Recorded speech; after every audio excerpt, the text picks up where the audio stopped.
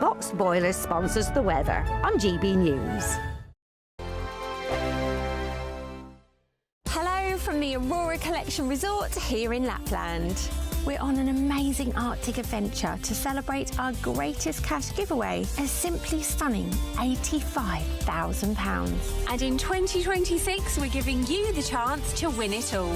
For another chance to win £85,000 cash, text cash to 63225. One entry costs £2.50 plus one standard network rate message. Or text bonus to 63225. 5 entries cost £5 plus one standard network rate message. Go to gbnews.com/win. Entries start at £2.50. Call 0903 686 3232. Calls cost £2.50 plus your network access charge. Or post your name and number to GB18 PO Box 8690 Derby DE1 9TT. UK only. Entrance must be 18 or over. Lines close at 4 p.m. on the 30th of January. The winner may be contacted live on GB News, week commencing the 9th of February 2026. Please check the closing time if listening or watching on demand.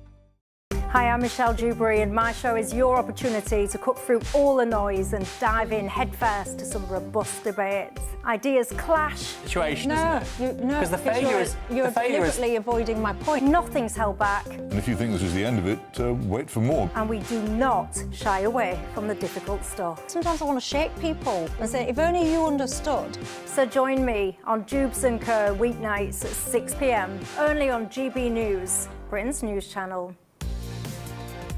Mornings don't have to be tiresome, especially if you have the right company. Wake up to news as it happens, opinion and debate, and of course, a little bit of entertainment too. Because when the kettle's on, we're on. That's Breakfast on GB News, a show worth waking up for. Every morning from 6 a.m. Only on the People's Channel, Britain's news channel. We'll spread the news, you spread the word. From the school run to the home run, watch a new show for all of Britain. So he can say whatever he wants. A straight-talking show where all voices are heard. And, you know, when are we going to stop talking about smashing the gangs and actually do it? With the stories that matter from every part of our country. There's a bit of a crash landing there for your Chancellor. Bold, fearless and standing up for you. That's me, Martin Daubney, 3 p.m. till 6 p.m, weekdays, here only on GB News. The People's Channel, Britain's news channel. Westminster's full of talk, but out here, it's the real world. Am I allowed to talk now? No, that's it. This is where it matters, real people and real lives. That's what politics is all about. In fact, this Trump made a good start. No. Straight answers, no spin, and just a couple of pints. How many fingers have I ever got up? About 10. So join me for Lee Anderson's Real World every Friday at 7 p.m, only on GB News. The People's Channel, Britain's news channel.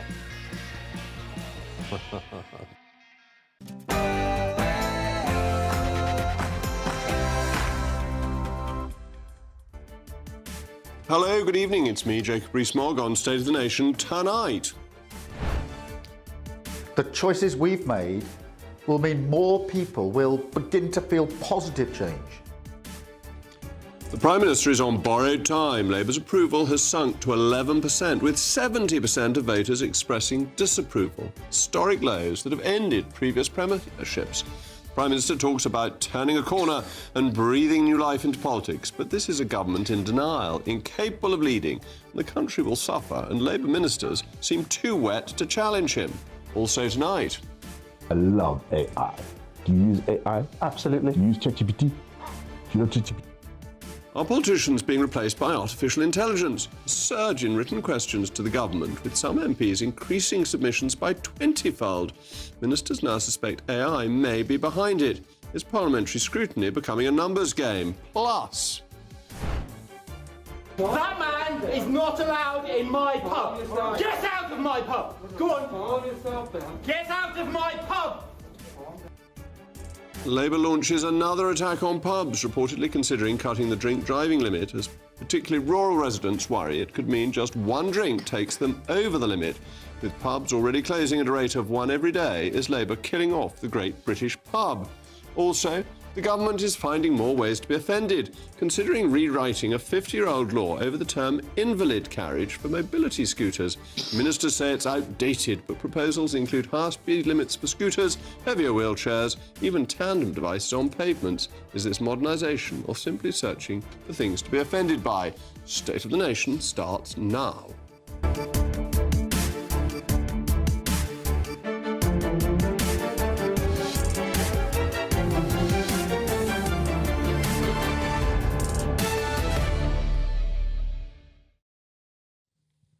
I'll also be joined by my most preternaturally perspicacious panel, the former spokesman for Reform, Gawain Tola, and the political consultant and former Labour candidate, Kevin Craig. As always, let me know what you think, mailmog@gbnews.com. But now it's your favourite time of the day, the News Bulletin with Sam Francis.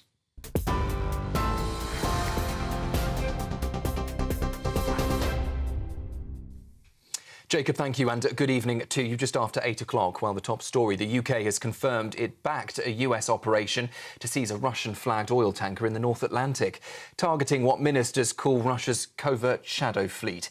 Defence Secretary John Healey is giving an update in the Commons tonight, telling MPs that that vessel was falsely flagged, linked to Iran and Russia, and used to bankroll Vladimir Putin's war in Ukraine. Well, RAF aircraft and Royal Navy assets were deployed to support the operation, though Mr Healey has stressed no UK personnel boarded the ship, now under US control. He also said the UK will not stand by, warning that illegal maritime activity will be challenged and that, he says, Putin will not stop at Ukraine. In other news, Sir Keir Starmer says MPs will be given a vote on whether British troops are deployed to Ukraine. That's if a peace deal with Russia is agreed. The Prime Minister says the move would follow recent practice after the UK, France and Ukraine signed a declaration of intent to deploy forces. But the Conservative leader Kemi Badenoch says questions remain over the scale and risks of any deployment. No Prime Minister, Labour or Conservative, has failed to make a statement to the House in person after committing to the deployment of British troops. His comments about making a statement in due course, quite frankly, are not good enough. It shows a fundamental lack of respect for all of us here. Sir Keir Starmer, though, insists Britain must be ready to play its part and told MPs during Prime Minister's questions that any deployment would focus on deterrence, protecting key military hubs and preventing further Russian aggression. If there were to be deployment, there would have to be a legal instrument.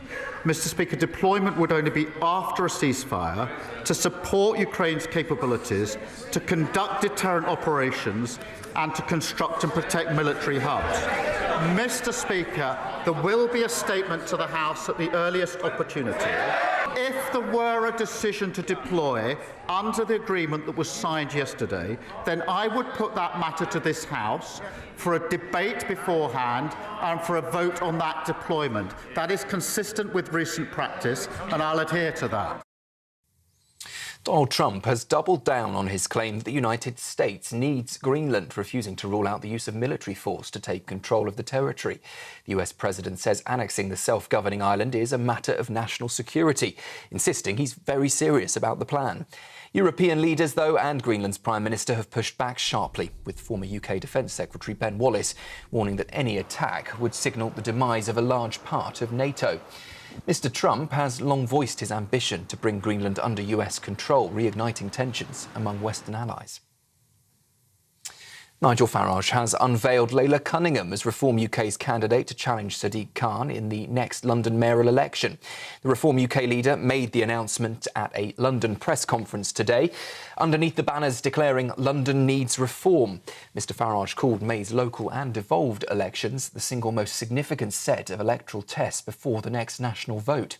He also confirmed that Reform UK will reveal its new Scottish leader at a press conference in Edinburgh next week.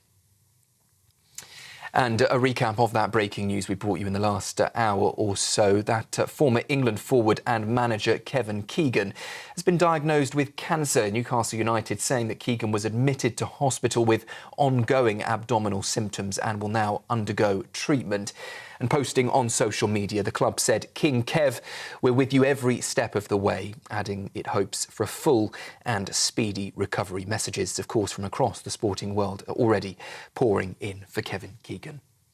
Well, those are the latest headlines for now. I'll be back with you at 9. Now, though, it's over to Jacob and his, can I get it right, preternaturally perspicacious panel.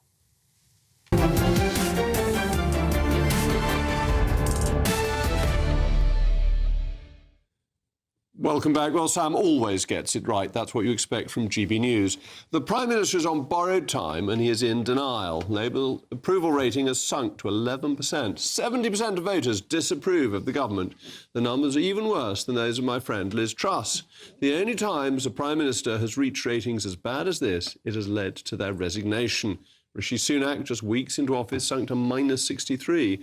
Liz reached -68 before resigning. Theresa May, in the middle of her own crises, fell to -61. These numbers were invariably the mark of Cain for a Prime Minister. The Prime Minister's spokesman has spoken, the Prime Minister himself has spoken about turning a corner in 2026 and that ministers should ignore the polls because apparently, there's a quote, bad poll numbers don't lead to election losses. That doesn't seem to be a very clever thing for an elected politician to say.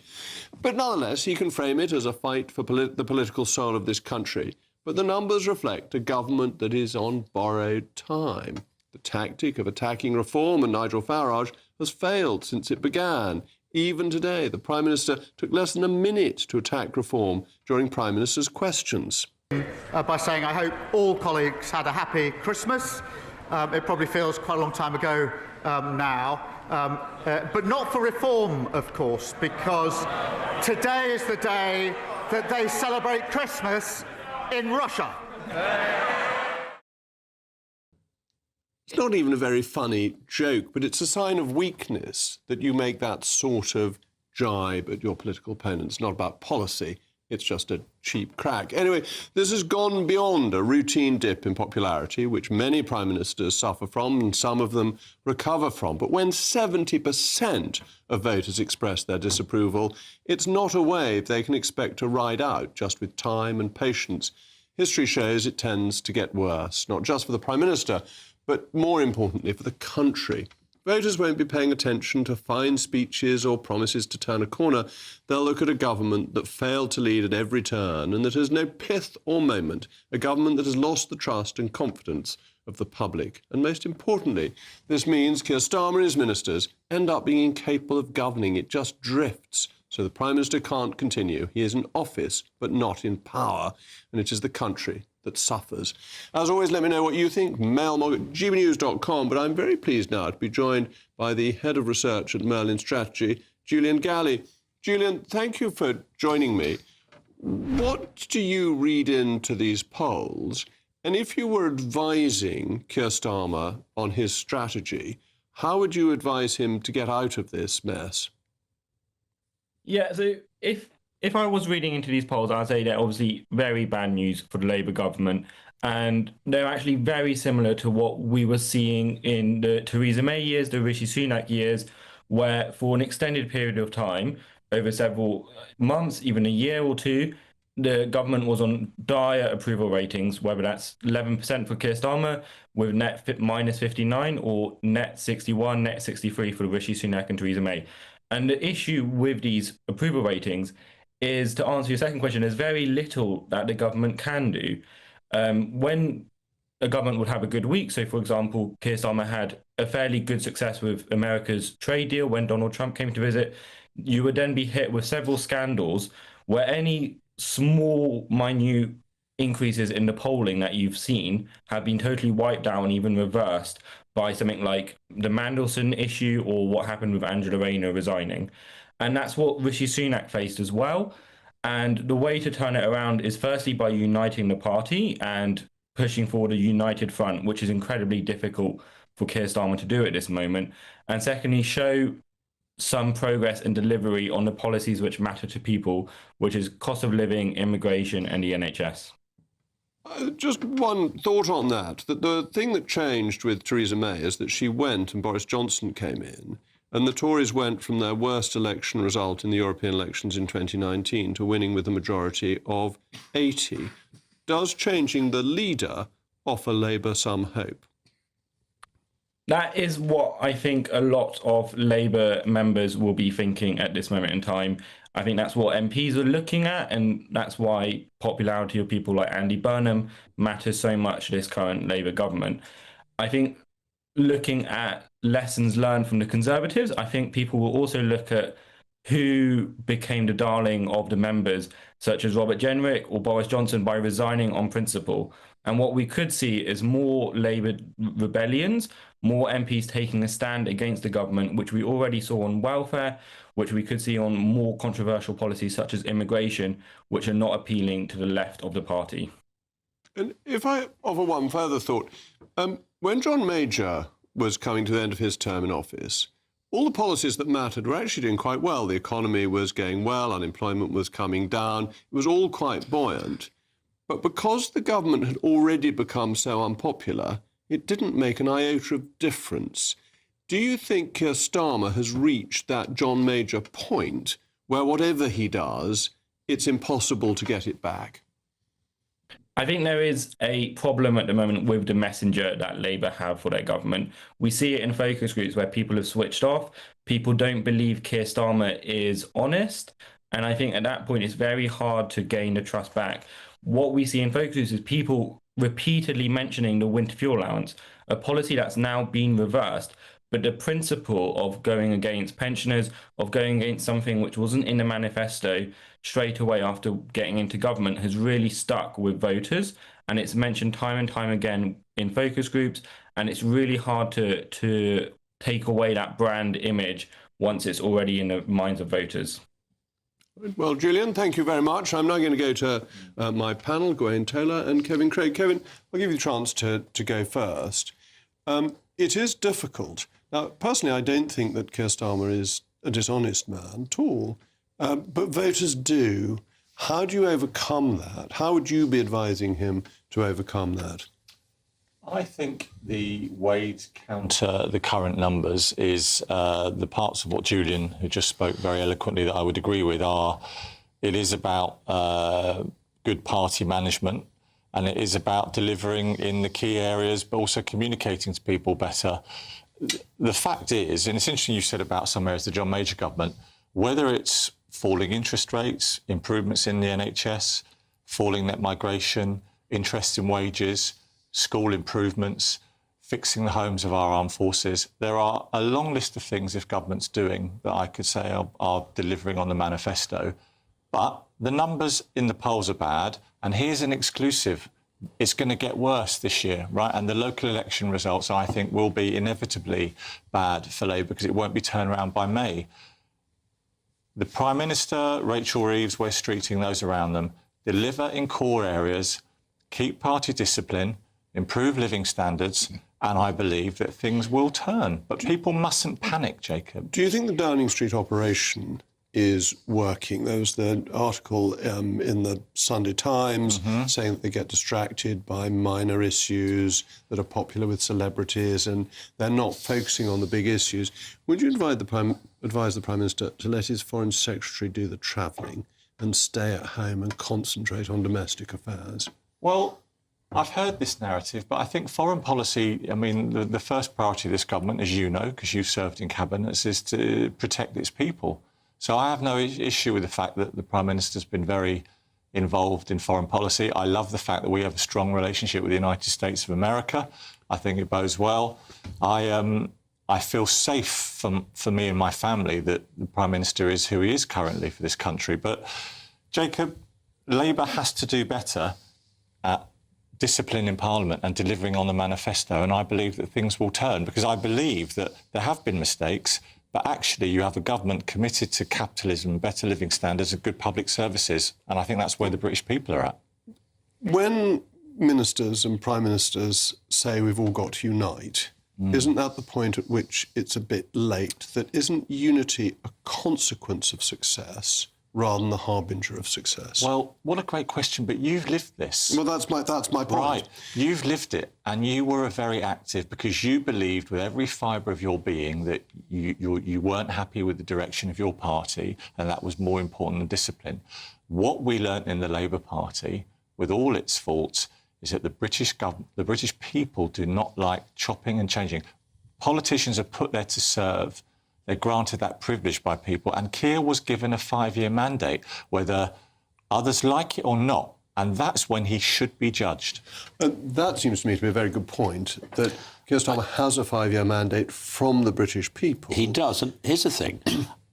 Despite the rebellion over the welfare benefit cut in the increase, I don't really see the Labour Party as disunited. I really don't. The only time I hear about disunity in the Labour Party is when Number 10 briefs about disunity in the Labour Party. I don't actually see it. But I do think that the problem is, as Julian was saying, it's gone. It's too late.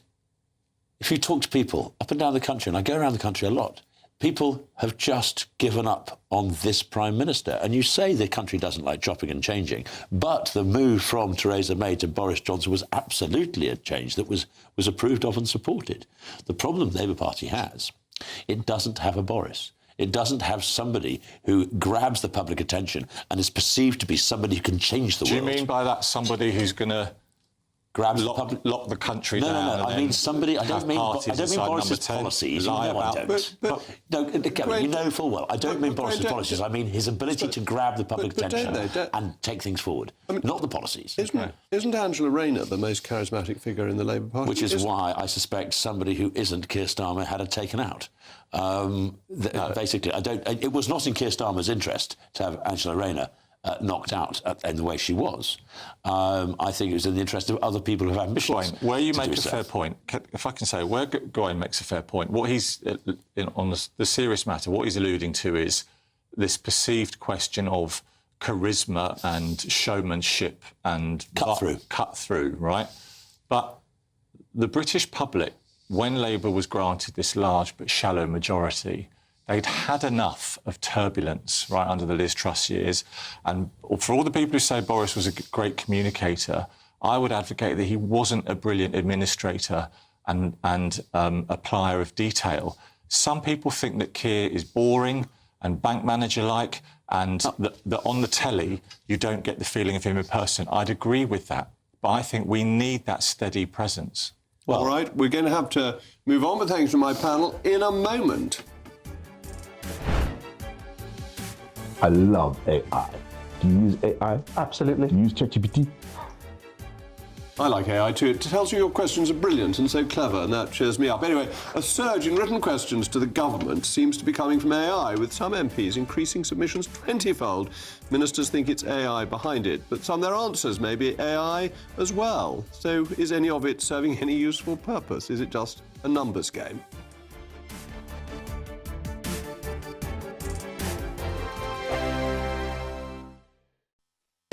You want to know what's really going on in the corridors of power? Labour don't know what to do with you half the time, and that makes you quite lethal in the chamber. Get behind the headlines with Chopper's Political Podcast. Join me, Christopher Hope, as I sit down with the great and the good of British politics. We'll see where this ruling takes us. These are the stories shaping our nation. Chopper's Political Podcast, available now on all platforms. Listen in and stay ahead.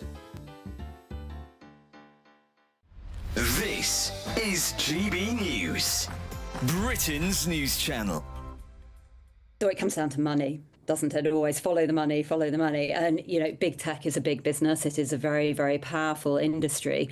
And it's pulled a blinder because it has convinced government and schools, teaching unions, you know, the individual local authorities that are responsible for procurement. It has convinced everyone that tech is either not harmful in the case perhaps of social media and smartphones, or actually beneficial. And it's a lie. I mean, it's a complete lie. The evidence is there. It is harmful. There are plenty of examples in society where there are things that we know that are harmful to children, or that they may come with risks and benefits associated with them. Let's say contact sports, for example. Let's say giving them junk food. But we still give parents the right to make that decision because we believe in the rights of parental responsibility over state intervention in those areas. What makes those areas different to the risks and benefits associated with digital use for kids? Yeah, I mean, look, absolutely. And I, as you know, as Rennie knows, I'm about as libertarian as one gets, certainly for adults. I do think when the intersection of individual choice and freedom with child welfare and child safety is rather different. And I think there are many examples of areas where a problem is too big for individual parents to solve. I mean, you've mentioned contact sports, and I think that's a really good example because, of course, there we all have the choice as parents whether our children should or shouldn't engage in contact sports. But phones are rather different. I mean, certainly smartphones, and I think that, you do have a distinction with phones versus edtech. It is literally mandated by schools, and there is no legal right for parents to opt out. So there is no choice. GB News, the People's Channel. Decisions made in Washington aren't just shaping America, they're shaping Britain too. From migration to global security, from crime to health. Whatever happens in the White House today will be felt in your town or city tomorrow. That's why The Late Show is live from Washington, D.C. Cutting through the politics to show you what it all means for Britain. The Late Show live every night at midnight. Only on GB News, Britain's news channel.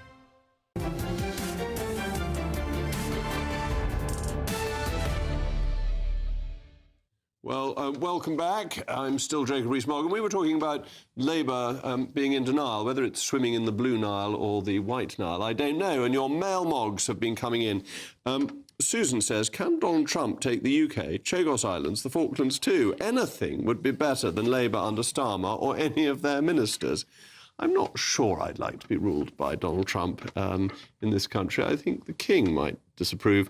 Nicholas says, reform keep going on about the Conservatives, but true blue Conservative and Unionist supporters had their party hijacked and turned into some neo-lib-lab thing. Many saying their party had three big problems: Heseltine, Clark, and in capital letters, Soames. So thank you very much for sending that in. Always good to hear the mail mogs. So, are politicians completely unnecessary as they're being replaced by artificial intelligence? New analysis shows government departments received nearly double the number of written questions last year compared to 2023. Some MPs increased their questions 20-fold. 10 MPs responsible for a fifth of all submitted. Senior government sources now suspect AI could be driving the surge. Some examples include to ask the Secretary of State for Health and Social Care what assessment his department has made of the potential impact of charities providing dog therapy within NHS services, and to ask the Secretary of State for Education what plans she has to monitor the time taken by schools to respond to formal complaints. The MPs insist the questions are crucial for holding government to account. But has AI turned parliamentary scrutiny into a numbers game, threatening to overwhelm the system? Well, I can go to my panel, Gawain Tola and Kevin Craig.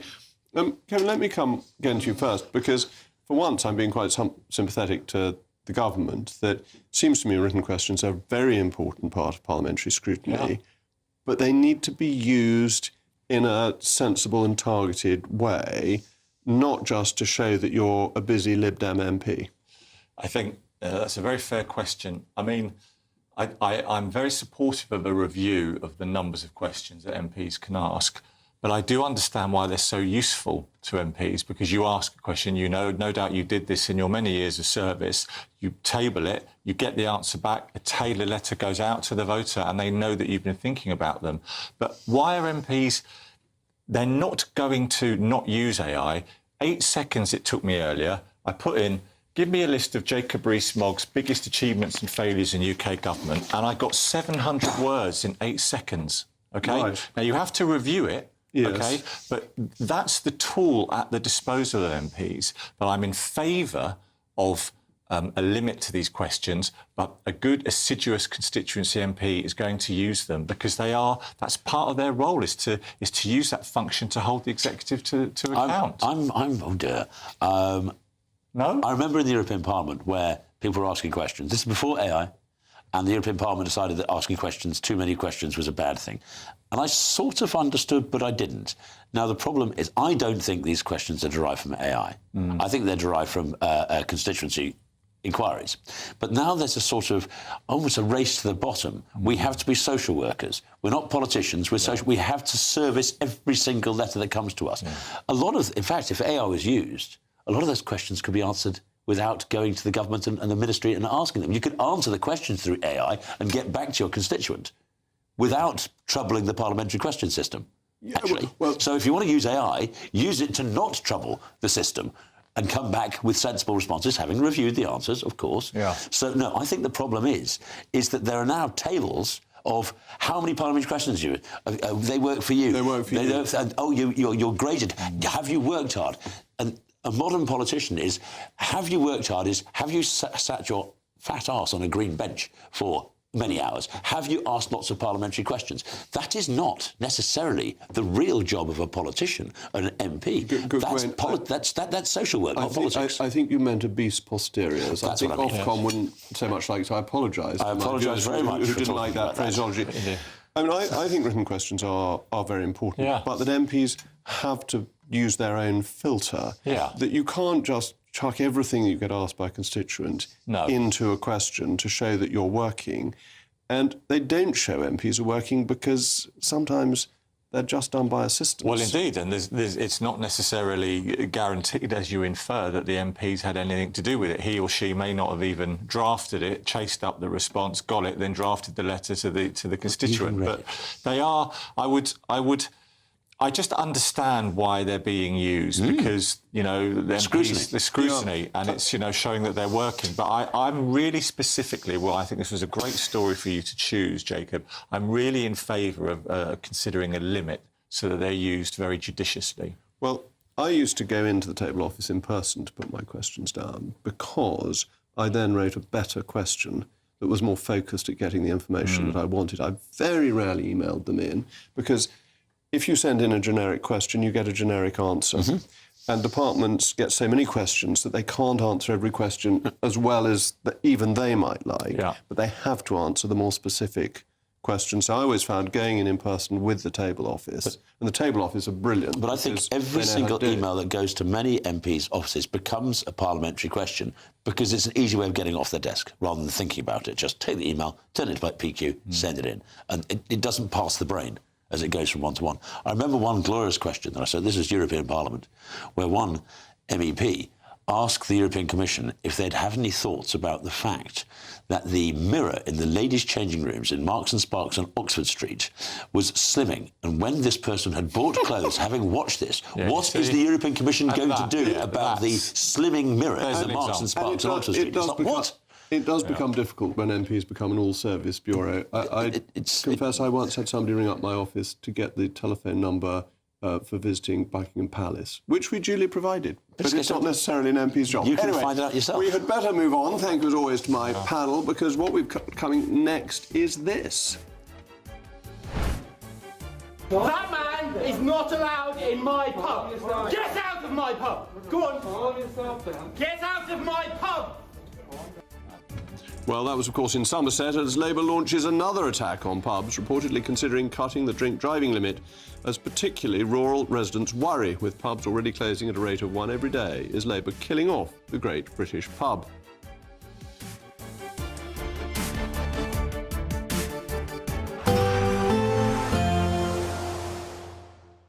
Dinner under the stars tonight? That reminds me of our travel insurance. You mean All Clear Skies? All Clear Travel Insurance sponsors GBNews travel destinations forecast. Whilst we've seen the cold weather affect the UK and much of Western Europe, it's turning less cold in Iberia now, whilst it's increasingly unsettled across southeastern parts of Europe, especially Greece and Turkey, where we'll see strong winds and heavy rain moving through during Thursday and Friday. Italy's on the cold side, temperatures a few degrees below average. Meanwhile, temperatures have now recovered for Spain and Portugal, back up to the double figures or the teens in places. All Clear Travel Insurance sponsors GBNews travel destinations forecast. Hello again and welcome to the latest update from the Met Office for GB News. The cold air remains with us, but add into the mix a deepening area of low pressure. We're going to see all sorts of issues by Thursday night and into Friday morning. Now, one low is departing. A weather front is moving into western parts of the UK. This is containing mostly rain because it's a slice of milder Atlantic air. But as it bumps into the cold air, there could be a few flakes of snow across parts of western Scotland, inland, and over hills predominantly. Elsewhere, the rain tends to fizzle away as it moves into central parts of the UK, leaving behind a lot of cloud cover. Temperatures overnight dipping generally low single figures or a few degrees below freezing. So still some icy patches, particularly in the east and the north first thing Thursday. And extensive cloud during the morning, some patchy rain and sleet here and there, some further snow coming into Orkney, northeastern parts of Aberdeenshire. But for many, actually, it's a dry start, albeit a grey one with a lot of cloud cover, something a little brighter coming to Northern Ireland, West Wales, into the southwest initially. However, we're already seeing the effects of the next system across Cornwall, western parts of Devon. And this is a developing area of low pressure, named Storm Goretti by the French because of the risk of disruption over northern France from wind. It's likely also to cause impacts across southern parts and central parts of the UK. At first, it will be rain and wind into the southwest and for parts of Wales that will be an issue, with the strongest winds expected across Cornwall. Amber warning because of the risk of 80 to 90 mile per hour wind gusts. But as it moves across the country Thursday night and into Friday, it will leave behind some deep snow across parts of Wales, particularly mid-Wales, the Midlands up towards the Peak District. Then it clears, but it's going to be cold, wet and windy in the east through the day on Friday. Brighter skies on Saturday, plenty of sunshine. Another low turns up on Sunday. Bold. They are under no illusion. Ray. Are you a human trafficker? Boundless. I've had enough of the nonsense, and I'm not afraid to say it. Don't get us on the BBC. Every weeknight, I tear through the headlines. The smell of gasoline. Should we be worried about it? From Westminster madness to cultural war chaos. What we're going to do now is they are throwing things out the car as we speak. Get ready, Britain. Here we go. Patrick Christie tonight, weeknights from 9 p.m. only on GB News, Britain's news channel. Hi, I'm Michelle Dewberry, and my show is your opportunity to cut through all the noise and dive in headfirst to some robust debates. Ideas clash. Situation, isn't it? No, because the failure is you're deliberately avoiding my point. Nothing's held back. And if you think this was the end of it, wait for more. And we do not shy away from the difficult stuff. Sometimes I want to shake people and say, if only you understood. So join me on Jubes & Co. weeknights at 6 p.m. only on GB News, Britain's news channel.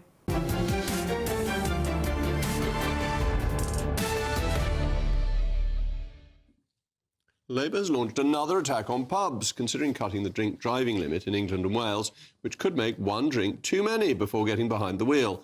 The move will add more pressure on pubs already struggling with higher business rates, rising wages and hikes in national insurance, as one pub is closing every day. Rural areas where customers rely on their cars are expected to be hit the hardest. So is Labour determined to kill off the Great British Pub for good? Well, I'm joined now by the Director of External Affairs at the Countryside Alliance, Mo Metcalfe-Fisher, and of course my panel, Graeme Tolar and Kevin Craig. Mo, thank you very much for coming in. Is this just hostility to the countryside? Because there doesn't seem to be any evidence that lowering the drink driving limit will lead to safer roads. Well, I've been looking for it all day too, and I can't find it. In the case of Scotland, which the government minister was out talking about today and justifying it, it was actually the opposite. It's in some cases it's actually increased traffic accidents. But it's certainly not gone down. We're not saying that sober drivers are more dangerous than no, just to be clear. Absolutely not. But what it has done is had a knock-on effect on the pub trade in Scotland. And so I've spent the day ringing round pub landlords all across the countryside, from Cornwall up to South Yorkshire. In fact, one of them was on GB News earlier talking to Martin. And they just view this as another threat to their existence on top of the national insurance hikes, the business rates. And what's so sad, Jacob, and I know you know this being from Somerset, and I'm sure your other panel from Suffolk and Dorset will know that the pub is much more than a place to get a pint of beer. It is a community hub. It exists, in many cases, to hold the community together. And hearing the pain in the voices of the landlords I spoke to today, who, like anybody who's watching this show, do not encourage and do not want to see people drink driving. We already have a law in place for that. We need to be talking about enforcement of that. These people go out of their way to ensure that their patrons and their customers are behaving responsibly. And they just see this as another bit of legislation and frankly, an attack on them. Because obviously GBNews is not encouraging drunk driving either, but it's a question of balance, isn't it? And if people are still safe, then the only reason for stopping them is because you're a Puritan who doesn't approve of what they're doing. Well, look, I've been trying to listen to all the arguments from those that support this, and it comes down to their personal, almost like their moral judgment on it. We have a law in place already. The pub landlords I spoke to today said that their customers know the law, they understand the law, and where there has been the very rare case of somebody wanting to get behind the wheel, having clearly had too much to drink, the pub and the community step in and deal with it. And also there are so many schemes already in place that are community-led, the local young farmers that go around picking people up, earning a little bit of cash for that. It's a taxi service.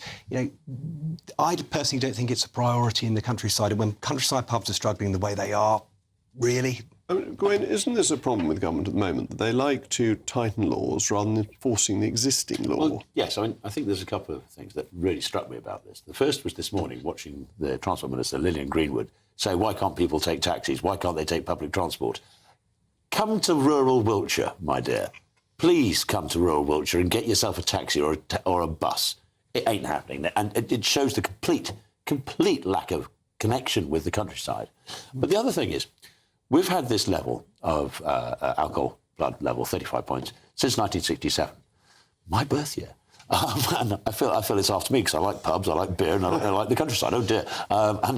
But we've had that, and in that time, there's been 85% drop in fatalities involved in drink driving. Since 2022, there's been a 14% drop in fatalities. It's working. People actually don't drink and drive, like one for the road, one for the ditch. That isn't a thing anymore.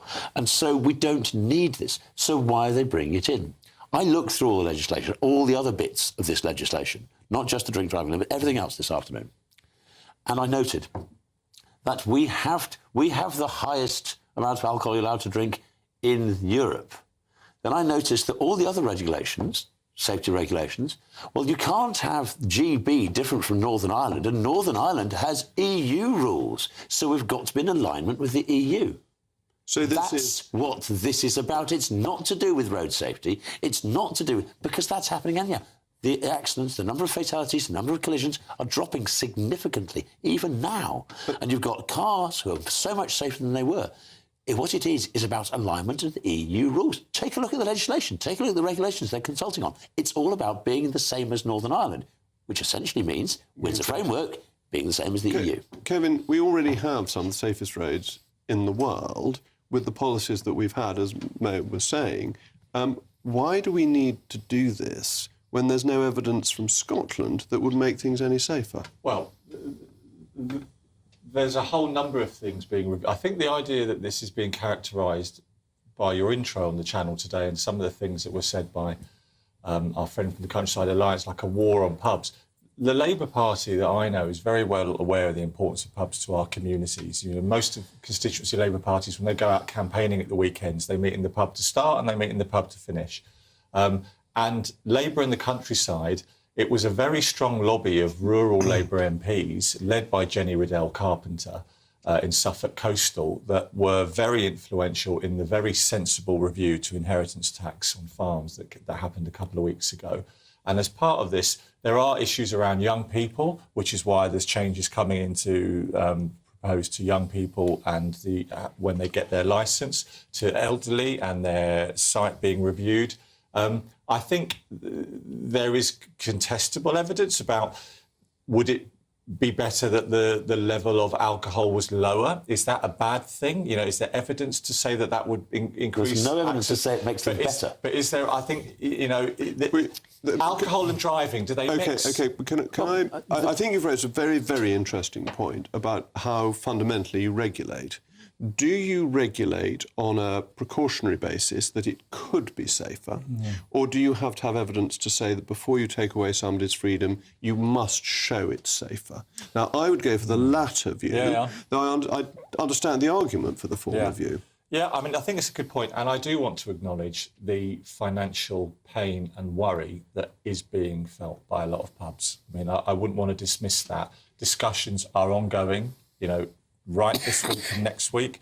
The government is having meetings with representatives from pubs and hospitality bodies because they hear it. They know that with the things that were raised. But, all right, well, let's hope they listen more to the Countryside Alliance, but I'm afraid we must move on. So thank you both to my panel and to Mo.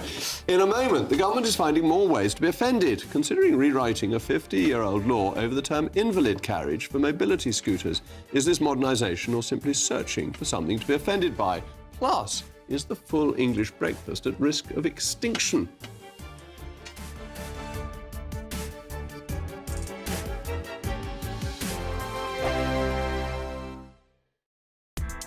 Join me, Nana Akweer, for an informative, interactive news programme with a difference.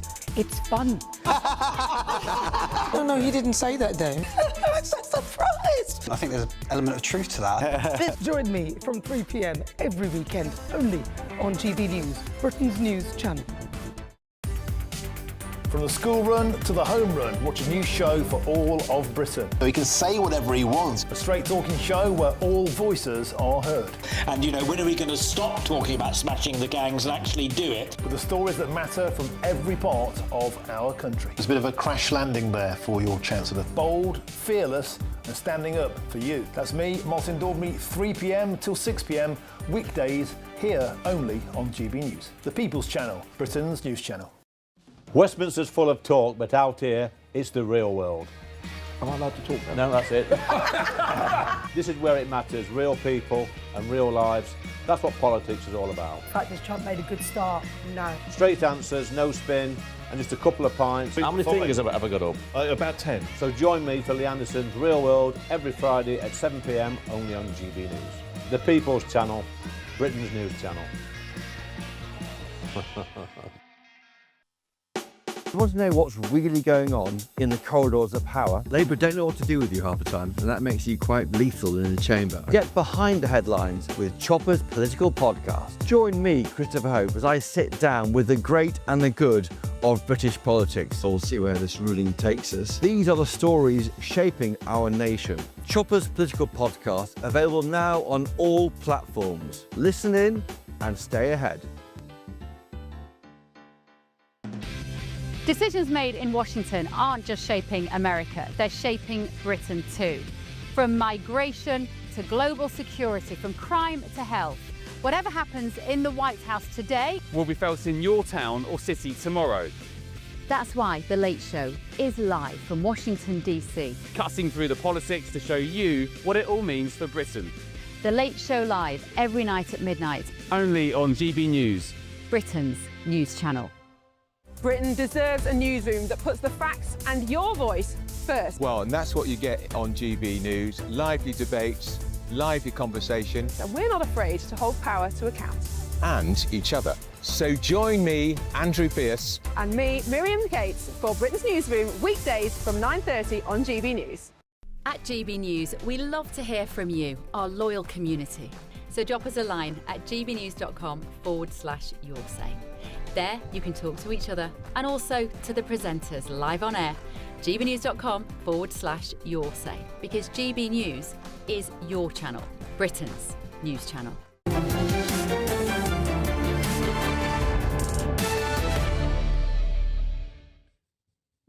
The government is considering rewriting the law because of the allegedly offensive term invalid carriage to describe mobility scooters. Legislation, which dates back to 1970, has ministers saying it's outdated. Alongside the language review, the Socialists are also proposing higher speed limits for mobility scooters, heavier wheelchairs and tandem devices on pavements.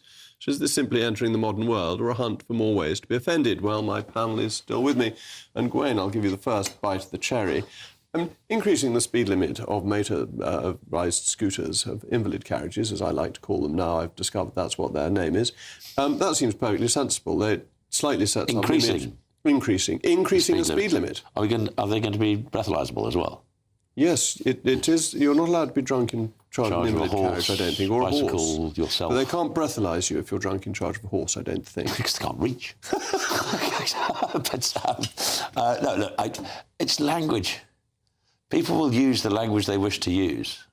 And if general society doesn't approve, they'll learn fast enough that general society doesn't approve. They'll legislate. Invalid, I suppose. Invalid is bad because it suggests that people are invalid. That means that if one is on an invalid scooter, that means other people think that they're not valid humans. Rubbish! It's just rubbish. I actually think invalid carriage has a certain charm to it. Particularly the carriage. I don't think it's an offensive term. I can think of things that terms you could use for disability scooters. No offence to you, you are not the best placed person to measure about the question of modernity and language and trend, because you're beautifully placed in a sort of bygone era, some would say, right? And your use of, you might want to see these folks in sedan chairs. Marvellous. But I am supremely relaxed about us using language that makes disabled people more comfortable, and it is not on my priority list. Does it though? But would you bother changing it? That's really the question. Well, and they're basically old people's ways of getting about, aren't they? Primarily, they're elderly. I don't know about that. I think there's a lot of people using wheelchairs who are younger. But the mobility scooters, the invalid carriages are mainly elderly. Well, people. I don't know about that. I just think I'm very relaxed about language that the user groups, the people who are disabled, whatever age they are, let them have a voice. It doesn't, for me, this is not controversial. This is an example. My last word on it is one of those issues that GBNews sometimes picks out to make people think the country's gone mad with wokery, and it hasn't. Well, why do we need to legislate for it? It's just a review to modernise. Why do we need to review our language? Just language changes over time because as it is used. And if people feel, if somebody who happens to using one of these carriages, these sedan chairs, these motorised sedan chairs, if somebody's using those and feels the word invalid carriage, I actually never heard it being called that, by the way, but if they feel the word invalid carriage is in fact insulting, they will probably point it out, and the person who has insulted them won't do it again because we just need better manners. But we don't need regulatory control. Do we think the term invalid carriage is offensive? It's really old-fashioned. And actually, offensive. Is it old-fashioned? So it's very old-fashioned. And it's old-fashioned. It's invalid, right? It's basically but it these isn't. things do matter. Well, they do. But it doesn't mean invalid. It's a different use of the word. All the government's doing is just spelt the same as invalid. Right, but you ask a very fair question. But thank you. But the government is just listening to the groups that represent people with disabilities to hear their view, and that's like a good thing to do, right? Well, it depends who the groups are and what the group's motives are. I mean, these groups have to invent things for themselves to do and lobby the government for. It can be a make-work scheme for PR teams. We're not French. Say that about the Countryside Alliance, and I would disagree with you. They're just a representative group. We're not French. But they're not fussing about language. We don't have the Académie Française, the Académie Anglaise, to decide what is and what isn't acceptable language. We regulate that amongst ourselves. We do not need the government to tell us how to think and speak. With all due respect, that's a spurious point. The Académie Française is there because English is a predominant world language. And yes, and wokery seems to be this government's predominant language. Not quite. The Academy predates English being the predominant language. I mean, it goes back to the 18th century at least. And so it's been a French view. It's actually the classic difference between the French approach to the civil code and the British approach to the common law, that you regulate everything in a civil code approach. That's why you've got the Academy. But now one of its primary functions is to combat what it sees. But my point is, we do not need the government to regulate our language. Well, ever. Does it matter? Should we all focus on the cost? Should civil service time be spent wasting money, wasting time, doing this? It's just about language that is modern and reasonable. But fine, let people speak language. I think modern. language is much more political than you think, and I think people use language to try and get across a political point, and that this is, if you buy into the censoring of language, you end up accepting somebody else's political point of view. And I think actually it's been a very clever approach of the left to gain more influence by limiting what people and say. Regulating language. It is not the business of the state. No, I think it's a matter of manners, and you don't want to offend people. Agreed. But I don't think it's a matter that the state should be prescribing. But it's not. Okay. And some of it I think is very unattractive. I can't bear all this stuff from the Test match about batters, and that's fish shop stuff. Yes, it's a funny word, batsman. isn't it? But batsman or batswoman? Well, batswoman, right? What's wrong with a batswoman? Rachel Hayhoe-Flint was a great batswoman. Yeah. But I actually think batsman is a term that can be used for either a man or a woman. I think sometimes... Well, you've got actress as well. No, sometimes people on the right... I would use the word actress. Sometimes people on the right, like you chaps, sound... you sound more disturbed than I can understand by just attempts by government to talk about people and groups with respect. To me, it's not a big deal. Oh, OK, this is actually very, very important. You people on the right, it's the same sort of argument as I heard. There's no such thing as a culture war. Only you people on the right are interested in the culture war. But it's the left who are trying to regulate my language. We are merely responding to what has been happening for years by responding against it. And then we're told, oh, why are you upset about something? We're upset because I do not believe, and I'm passionate about this, I do not believe it is the business of the state to regulate words. But it's not the sole purpose of this legislation, is it? It's not. It's not. No, that's fair. Fair point. And so this is the thing. We just it's disproportionate as one part of a bigger piece of legislation. It's like saying, let's not call people handicapped anymore. Let's not do it because it's old-fashioned. And oddly, they do in America. And it's just a different approach. The Spastic Society changed its name, and that's fine, and people stopped using the word spastic. But, Kevin, you will like the fact that wasn't when by regulation. The law was changed to allow the eldest child to inherit the throne and updated the Act of Settlement, I was encouraging us to use the word papist, as that was in the traditional legislation. I wasn't successful in this particular battle. One of my parliament... Yeah, well, I am. I know you are. Left-footers. So you're quite right. I like old-fashioned language, and I'm now going to call them invalid carriages at every possible opportunity. And I encourage GB News viewers to do exactly the same. Finally, it's been reported that British Airways has decided the full English breakfast is no longer suitable for business class. On short flights, they're scrapping bacon, eggs and sausages and replacing them with a yoghurt, fruit and little pastry. They say it's to give staff more time with customers.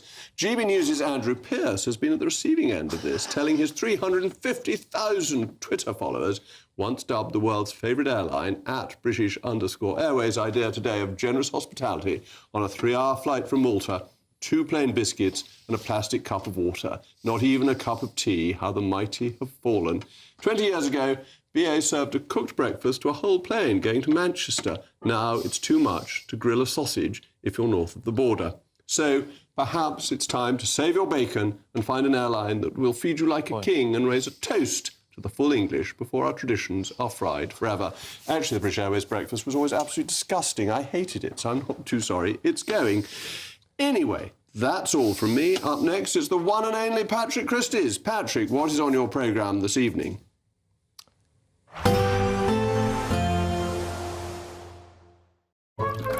Warm and cosy, with a chance of zero visibility. Boxed Boilers sponsors the weather on GB News. Hello again and welcome to the latest update from the Met Office for GB News. The cold air remains with us, but add into the mix a